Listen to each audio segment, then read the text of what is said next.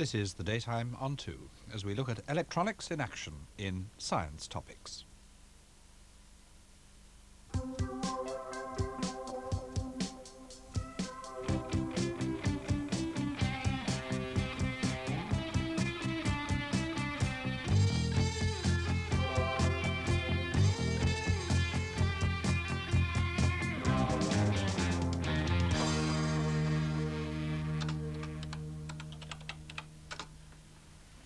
Electronics in action. Well, maybe we'll never have robots quite like Marvin from Hitchhiker's Guide to the Galaxy. However, robots are an everyday part of many modern production lines, carrying out complicated jobs such as welding and spraying. Yet, 30 years ago, there weren't any robots. The first industrial robot was built by the Unimation Company in America. And the man who built that first robot is still president of the company. Well, the whole idea for the robot really was stimulated by Isaac Asimov, who's a pretty famous science fiction writer. He wrote a series of stories in the early 40s called I, Robot. And I was studying physics at the same time he was writing, and that sort of seeded my mind on robotics. So what about the robots being built today? How have they developed from that first 1956 model? The early model was pretty good as far as doing what it was designed to do, which is an industrial job, because we had studied many industrial jobs. But of course it used only single transistors instead of chips that we use today. It wasn't as reliable as a robot is today. We didn't have anywhere near as much knowledge of what to do in the field, and certainly nowhere near as much software. This box contains a computer, and that controls the robot's movements. You could say the computer is the brains of the robot. The first design of computers forced Joe Engelberger to make some difficult decisions. Now, when we started with a transistor that cost $1.70 a piece, and it was such a hard decision because we could have bought a radio tube, or I guess as English call it a radio valve, for 30 cents. But some of us said, you know, I bet someday a transistor will be just as cheap as a radio valve. Now, today, you know that the function accomplished by a transistor only costs a small fraction of a penny. We never imagined that when we started. Early computers used valves.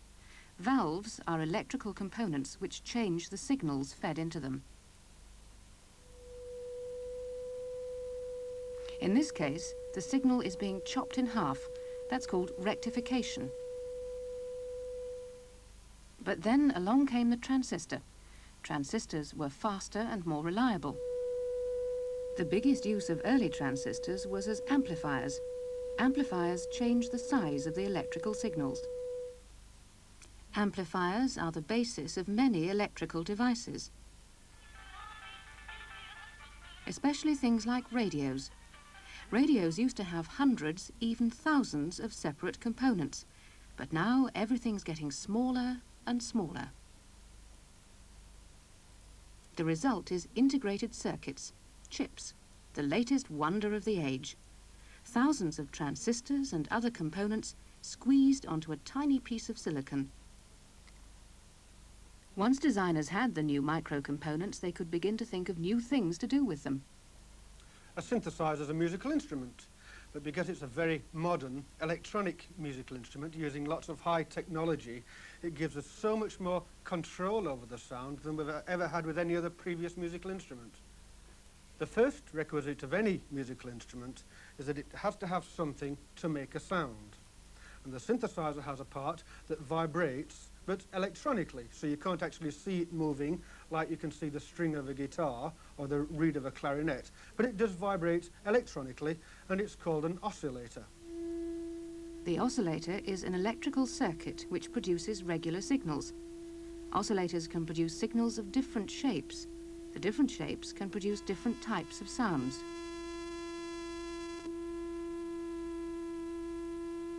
The oscillator is connected to a keyboard.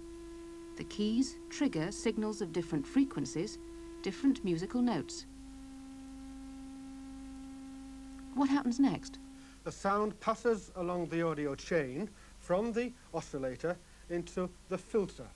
And there we can modify the sound by softening off those sharp points on the oscilloscope, and the softer it becomes, so the softer we hear the tone.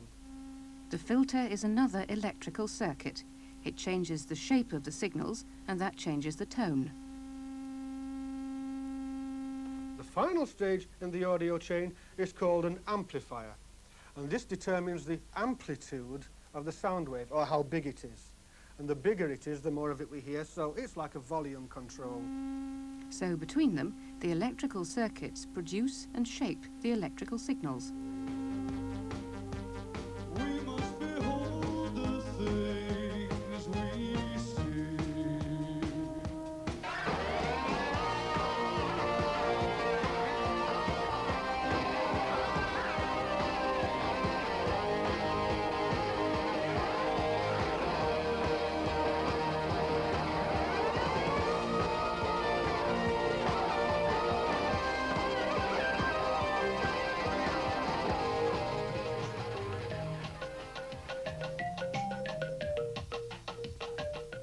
At the moment, Ultravox are in the recording studio laying down the tracks for a new LP.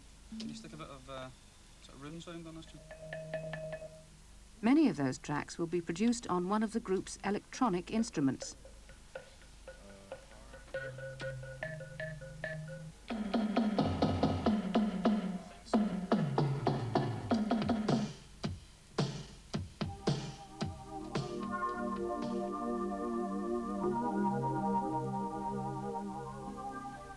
Can you give us 4 in there, kid?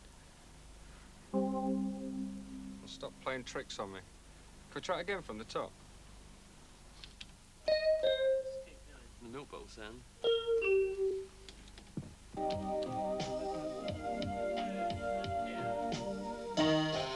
Ultravox have been using synthesizers for some time. This synthesizer here is like one of the first synthesizers that was commercially available. I mean, it's quite an old one, but we still use them. They're very basic synthesizers. It's an analog synthesizer. It was developed by Dr. Robert Moog quite a few years ago. The problem with these things is this is the type of synthesizer we had when I joined the band at first, and when you'd play sort of hot, sweaty clubs, the things would get a tune all the time. It's basically a 3 oscillator synthesizer, so you can actually switch off one of the voices, one of the oscillators, and get a very thin sound, very normal, basic sound. But when you start adding the other oscillators, giving it a bit more depth and body, you can tune these things together. You hear it tuning into itself there. And this is the actual synth that we did, the sort of Vienna part on the bass part, the, you know. But I mean, these things now, you can't buy them now. I mean, technology's moved on far too much to sell people things like this anymore. It's actually an antique synthesizer now. You know, it's like 15 years old. We've moved on to this type of thing now, which is a German synthesizer. Actually, this synthesizer, when you create a sound on it, it sounds as though, although you've never heard the sound before, you never heard anything like the sound before, it sounds as though it should be an acoustic instrument because it has overtones. It's got 2,000 waveforms in it, so the actual waveforms can change when you play the sound, like a normal instrument would. And when you play one note on a piano, there's so many overtones and so many waves and forms inside that sound that this does the same type of thing, except you're making totally inhuman noises from it. Now what we've got in this thing today, in this synthesizer, is me.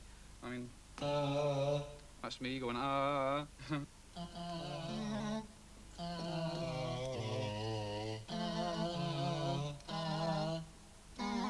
This particular instrument here, or any of these instruments, you can give to 20 different keyboard players, and they'll come up with 20 different types of sound and 20 different feels that a keyboard player could play. It does anything you want it to do.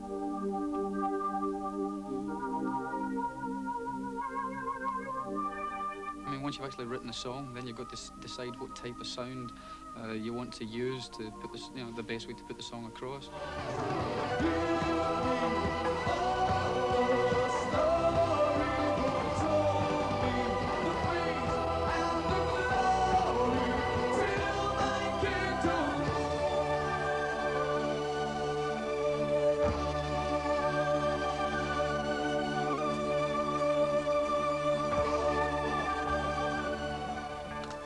This computer also plays music.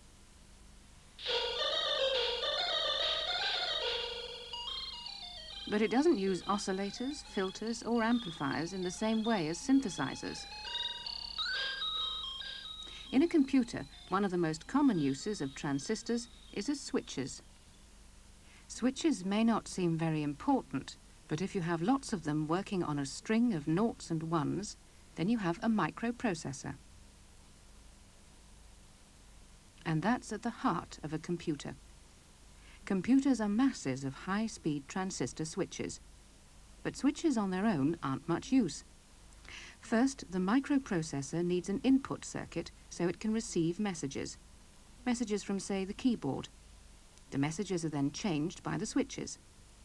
Then the changed message is sent back to the outside through an output circuit, which might control, say, a TV screen.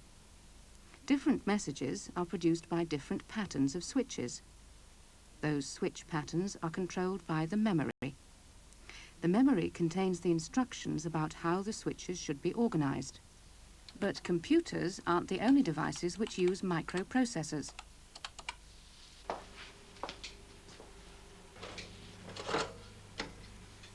Microchips are increasingly common in domestic appliances, which is perhaps no surprise when you discover how the older appliances worked.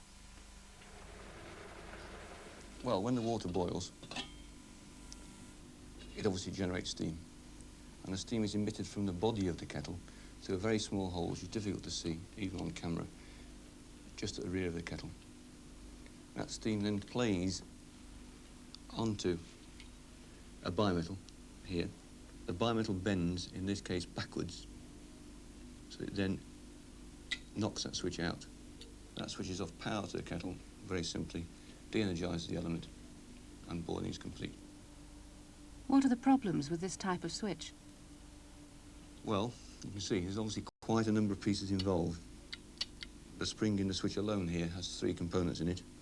The bimetal, although it looks a simple piece of componentry, is in fact very complicated to engineer and keep in constant sort of shape and position. Recently, the older kettle has been replaced by an entirely new design. That brought further problems, as now the steam comes out a long way from the switch. It's not possible to use the old kind of mechanism, so what was the answer for this type of kettle? Well, we decided, after a lot of thought, to go electronic. And that is, if you like, the equivalent section of the 2 products. Here, the steam, as I said, is generated at the top. It's sensed by a thermistor on the end of those 2 wires. The thermistor senses steam, and electronically now, with the aid of a microchip, it operates a relay, again shutting off the power. The chip, the microprocessor, is a simpler version of the one inside a computer. But in this case, there's an extra part, a sensor, the thermistor in the kettle. The thermistor senses the temperature of the water and sends back messages to the input. When the water's hot enough, the microprocessor will tell the output to turn off the kettle. Using chips has lots of advantages. Well, there's only one component now to put in the kettle on the day-to-day assembly line. That, if you will, is, if you like, a kettle switch. And the assembly of this is fairly straightforward. It's everyday technology, isn't it? Another advantage is that chip control is far more accurate. So can Dr. Moorcroft predict what might happen in the future? Yeah, I think the wider use of microchips in domestic appliances. It must come, it must happen. And I think we've started something that has to continue. Microprocessors in the form of computers have even found their way into medical diagnosis. One person in 100,000 may suffer from a disease, leukemia. The difficulties of diagnosing leukemia are being tackled by the Imperial Cancer Research Fund. Well, the problems are common to many diseases that doctors have to deal with, and that is that when the patient appears with an acute leukemia or some other form of leukemia, often it's not straightforward simply to say, these are the symptoms, we know this. The problem may be obscure, and simply trying to sort out the diagnosis from the information available in the clinic is not straightforward. So very often a doctor may decide that he would like to do some sort of laboratory test which will give him much more information about the particular condition that the patient is suffering from. Diagnosing the disease, deciding whether the patient has leukemia or not, can't be done without the use of laboratory tests. The problem is that working out what the test results mean can be done only by somebody with a lot of experience. But those experienced people are in short supply. So John is developing a special type of computer program called an expert system, which should be able to do some of the sorting out. In that instance, we can say unequivocally that it's the common variant or common subset of ALL. The first job is to find out how the human expert does the diagnosing, then convert that into a set of rules for the computer expert system. What sort of things go into the computer's knowledge base, its memory? First of all, the important facts about the subject. For example, measles is a disease is a kind of fact. Or we might want to put rules of thumb.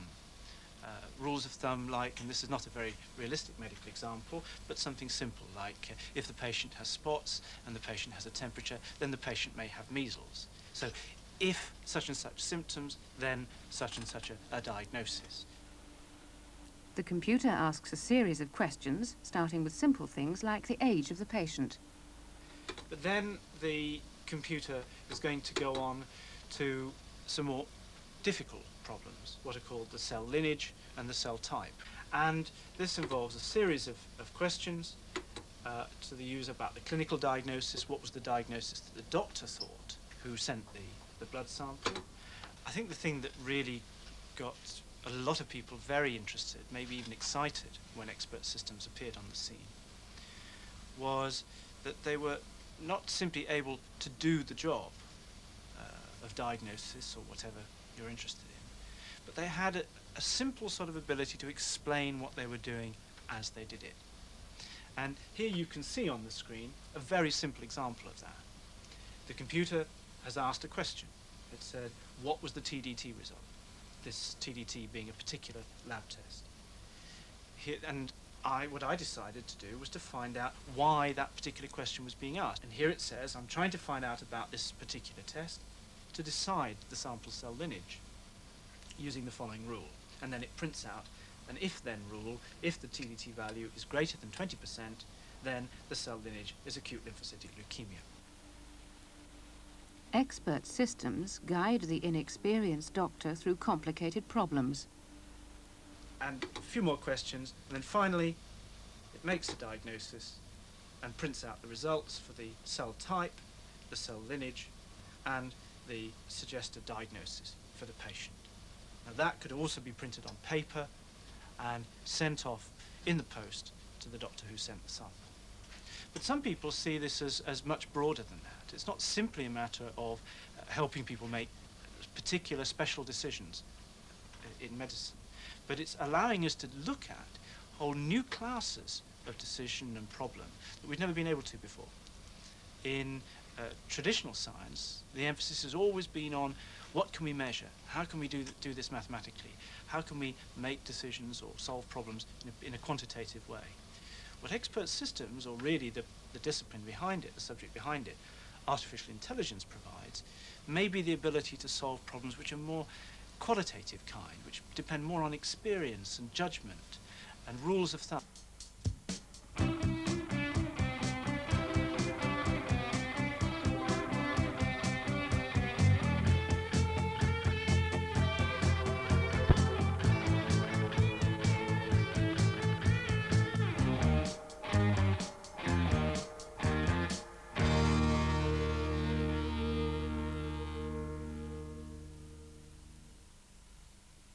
The BBC has produced a computer-assisted learning software package called Electronics in Action to accompany this programme. The software allows pupils to examine...